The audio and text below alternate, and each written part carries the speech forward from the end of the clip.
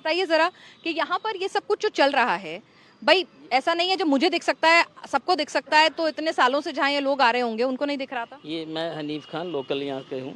अब ये जो हादसा हुआ है मैम, अब इस तरीके से अगर सारे आके देखेंगे कि ये क्या हो रहा है, ये क्या, ये सब तो सिस्टम बना हुआ है, लेकिन यहाँ के जो ये भोले भाले लोग हैं, ये जो बेचारे अपने ये गांव इस बिल्डिंगों के परली साइड है, वहाँ जाके देखो किसी का 2 मंजिल 3 मंजिल 4 मंजिल बना हुआ है। लेकिन ये जो कमर्शियल है, मेरी किसी से कोई दुश्मनी नहीं है, या मैं किसी से कोई मैंने वो नहीं ले रखा है कि मैं किसी से डर के बात कर रहा हूँ। मैं ये कह रहा हूँ कि ये भोले भाले लोगों को झेलना पड़ता है ये सब इस एक्टिविटी से जो ये लोग करते हैं यहाँ पे। अब हम किसी के खिलाफ, लोकेश के हम खिलाफ नहीं है, हम किसी एमसीडी के खिलाफ नहीं है, हम किसी पुलिस के खिलाफ नहीं है, लेकिन उनका सिस्टम आप अच्छी तरह से जानते हैं कि उनका सिस्टम क्या होता है, हमें भी पता है। मैं रोकना चाहूंगी, इस वक्त मैं सीधे गुरुग्राम ले जाऊंगी और मेरे टेलीविजन की स्क्रीन पर आप लोग भी देखिएगा जरा, शायद आपकी राजनीति से इतर आंखें नम हो और आपको समझ में आए कि हमारे सिस्टम के करप्शन ने कैसे एक पूरे के पूरे परिवार को खत्म कर दिया।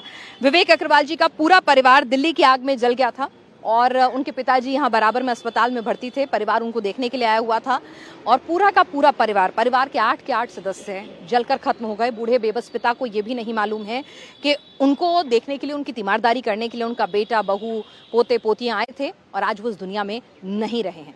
जरा सोच कर देखिए, एक परिवार के 8 लोग जीते जी जल गए, किस तरह का खौफनाक मंजर था। चीखने पुकारने की आवाज़ आ रही थी, लोग खिड़कियां तोड़ रहे थे, सील थी, चिल्ला रहे थे कि मदद करो, कूद रहे थे जान की परवाह किए बिना, तो वक्त भी नहीं मिला। तो सोचिए कि जरा इस तस्वीर को देखिए और मैं फिर से आप सभी से कह रही हूँ, है ना, आम आदमी पार्टी, बीजेपी, कांग्रेस, किसके पार्षद, किसके नेता, तमाम लोगों को कह रही हूँ कि जरा सोचिए और देखिए कि हम किस सिस्टम को करप्ट किए हुए हैं और ये जो सिस्टम करप्ट है ना, यही कहीं ना कहीं इन मौत का सबब है। एक व्यक्ति विशेष नहीं, ये पूरा का पूरा जो सिस्टम है, वो पूरी की पूरी दिल्ली जो है, सोच के देखिए, कभी आग या फिर कभी किसी दिन कोई बिल्डिंग कोलैप्स हो जाना या भूकंप सिस्मिक जोन 4 में आते हैं तो क्या होगा दिल्ली का। तो इसीलिए कलेक्टिव मेजर्स की जरूरत है।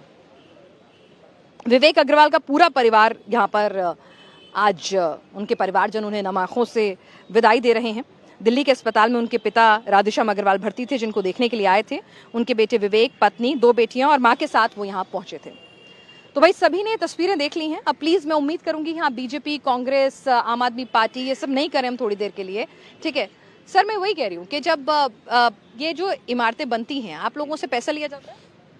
सच बोलिए। ये सच्ची बात ये है कि किसी को एक दूसरे का पता ही नहीं लगता है ये सिस्टम, आप भी जानते हैं, मैं भी जानता हूँ, लेकिन यहाँ पता ही नहीं लगने देते कि कौन आता है, कब आता है। और गांव के जो लोग हैं, तो पता नहीं है लोकल इंजीनियर कौन है, वो बेचारे अच्छा पास कराने जाते नहीं क्या? इन गांव वालों को आप भी बचाना चाहते हैं? नहीं, मैं बचाना नहीं चाहता हूँ। मैं तो उनको कहा कि जिससे की भी वजह से ये हुआ है उसको बिल्कुल सख्त सजा मिले, जो ये यहाँ पे इन्होंने। तो समझना चाह रही हूँ, आप लोकल होके अगर आप ईमानदारी से बोलना चाहें और बताना चाहें बिना डर के, जरा बताइए कि अगर यहाँ पे कोई, मैंने मान लीजिए मैंने लेंटर डालना है, एमसीडी से नक्शा पास कराना है, उसी में महीनों लग जाते हैं, तो ठीक है ना, तो लेंटर डालना है या फिर कुछ एक्सटेंड करना है बालकनी, कोई आता नहीं है यहाँ पे बीट कांस्टेबल या एमसीडी के अधिकारी या फिर फायर वाले लोग कि भाई आप गलत काम कर रहे हो, पैसा लेके जाते हैं? एमसीडी, मैं इस बात को आप मेरे से प्रेशर पे नहीं बुलवा सकते। नहीं, पूछ रही हूँ, नहीं बोल रही, मैं ये मना करो ना, गोल गोल मत घुमाओ। एमसीडी के जो है आते हैं, वो देखते हैं, देख के चले जाते हैं, लेकिन मैंने कभी ये नहीं देखा कि किसी गाँव वाले ने ये बोला कि एमसीडी वाले या पुलिस वाले हमारे से पैसे लेके गए। करते होंगे वो,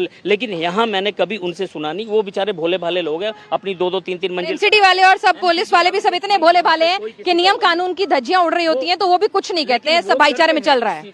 अब आप डिसाइड कर लो करते हैं कि नहीं करते हैं। खैर, कुछ और लोग यहाँ पे बात करना चाहते हैं, आप बता रहे थे कुछ लोग यहाँ पर, कुछ और लोग। देखिए मैं आपको यही कह रही हूँ कि यहाँ पर कई लोगों से हम जब बातचीत करने की कोशिश करें, एक दुकान वाले के पास हम लोग गए थे, उनकी यहाँ पर हार्डवेयर शॉप है, तो उनसे जब हमने बातचीत करने की कोशिश की तो सीधा कहा कि मैडम कैमरा के सामने आगे नहीं बोलेंगे, बोरियां भी अगर आगे रख देते हैं ना अपने माल की ढुलाई के उतरने के बाद, और अगर वो ज्यादा सुबह से शाम तक रखी रह जाती हैं तो उसके लिए भी पैसा मांग लिया जाता है।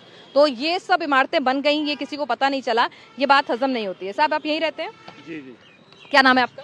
मेरा नाम चौधरी मोहम्मद आरिफ है जी। और जहाँ ये पार्क में हम खड़े हैं, ये मेरे फादर के नाम से ही पार्क है, हाजी अब्बास पार्क। जी जी। और ये पड़ोस में ही मेरा मकान है।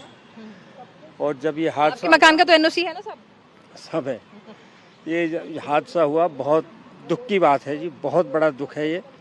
और हमारे गांव के नौजवान बच्चों ने पर बड़ी मदद करी उसमें, जो है जो 15-16 लोग जो बचा लिए, वो गद्दों के ऊपर गद्दे लगा के ना उनको ऊपर से जंप कराया जी।